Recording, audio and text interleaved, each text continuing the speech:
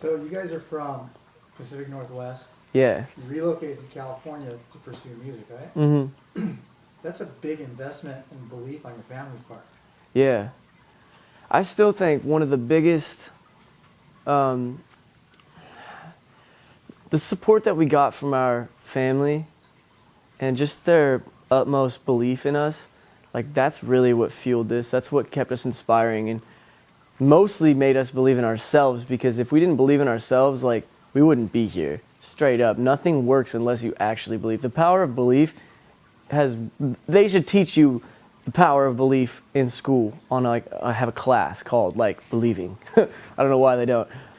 Anyways, yeah, the support we got from our families, it was a big sacrifice moving down to California. I was a senior in high school and I was just like, yo, I don't want to be part of society. Like unless I'm playing music, obviously, I don't want to go to an office. I don't want to have a normal job or anything like that. Like that's not what my human experience is about. There's something much greater. And I just came from a lower middle class, average family, had nothing, just a normal, nothing going for me, just a normal kid.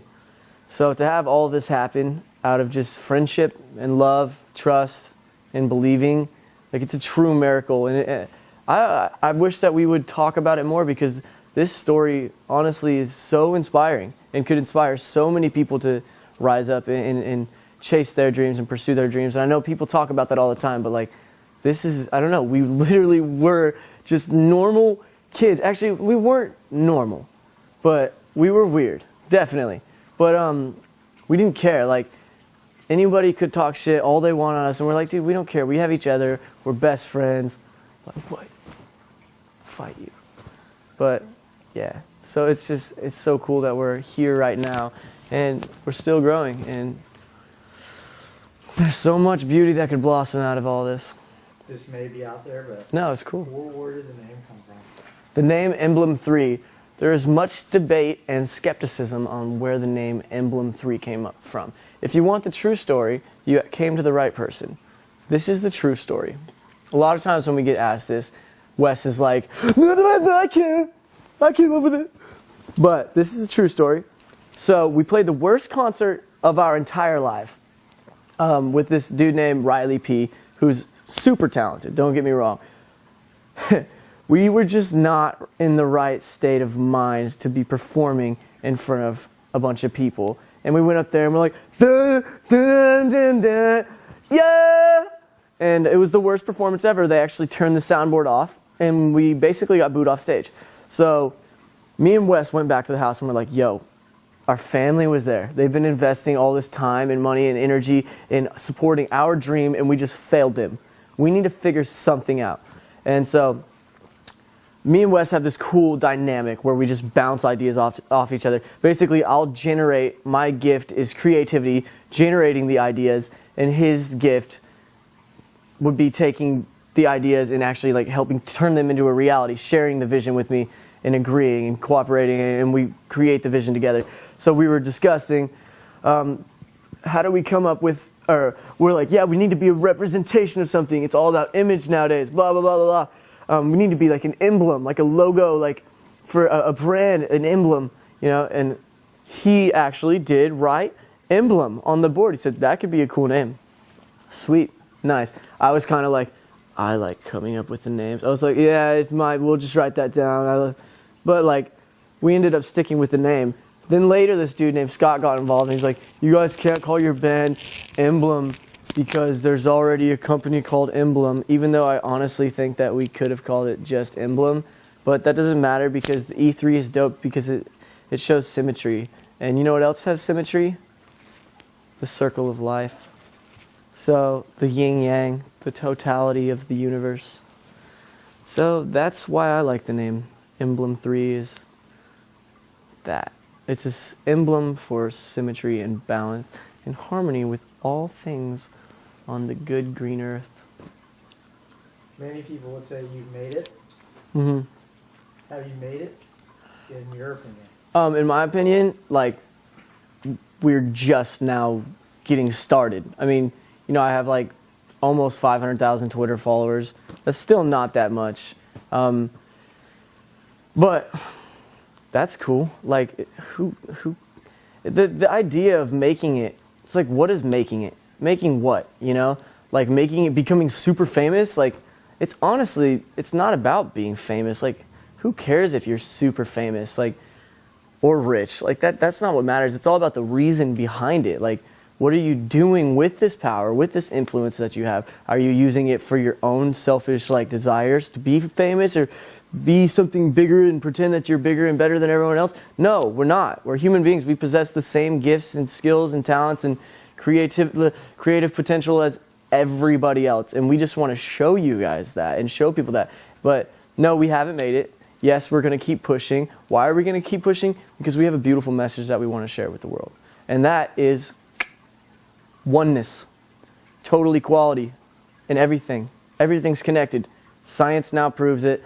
People just don't want to believe it because they're like, oh wait, if everything's connected, then that means that I can't judge that person because then I'm really just judging myself. But it's like, dude, understanding and realizing the connection of oneness with all things on the planet, that's the meaning of life. That's what you're supposed to, that's your true nature, is to be part of that one and coexist.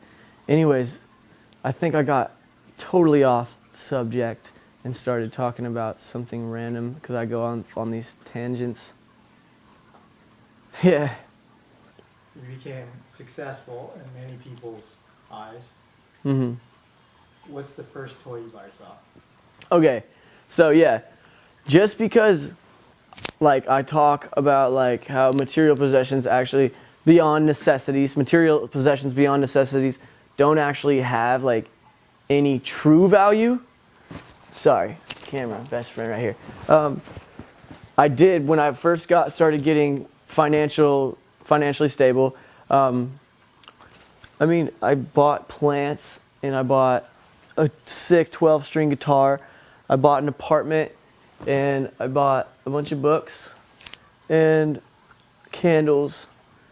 And the first toy, I bought a bike that got stolen, skateboards, ponchos. I buy like a bunch of weird art from people down on the boardwalk in Venice Beach, which is cool. That's where I got my Buddha statue. Thing cost me like $300, best $300 I ever spent. But I mean, other than that, I'm still the same as I felt when I lived at my mom's house in my bedroom. Like,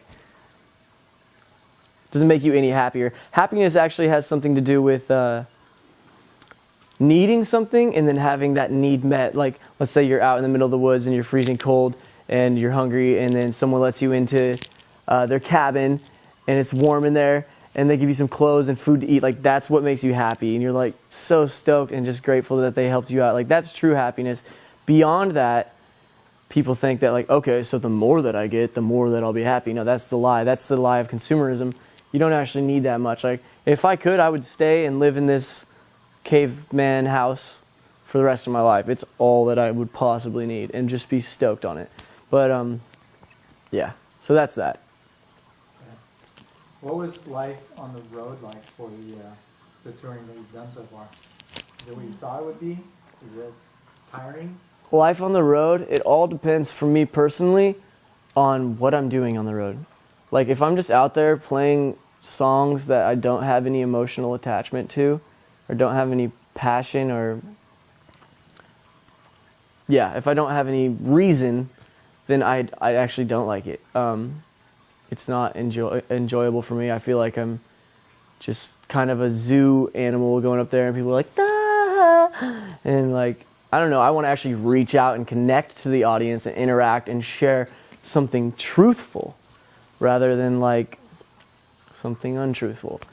So it all depends. Being on the road, this will be the first tour where I can fully just do whatever and be completely myself and design the whole tour concept, and that's going to be really fun designing it. It's a cool project to work on. It's cool because I didn't go to college or anything like that, but this seems like a college type project. Like, this is a real life project that they would set you up and have you do, is like designing this tour and setting it up and making all the deals, trying to get endorsements, and like, it's really cool. It's fun for me. A lot of my friends that went to business school or whatever, like talking to them, It's cool to be on the same page as them, and I'm like, I didn't even go to your school. I still had a business. I'm a businessman, like Jay-Z. All right, yeah, so that's that.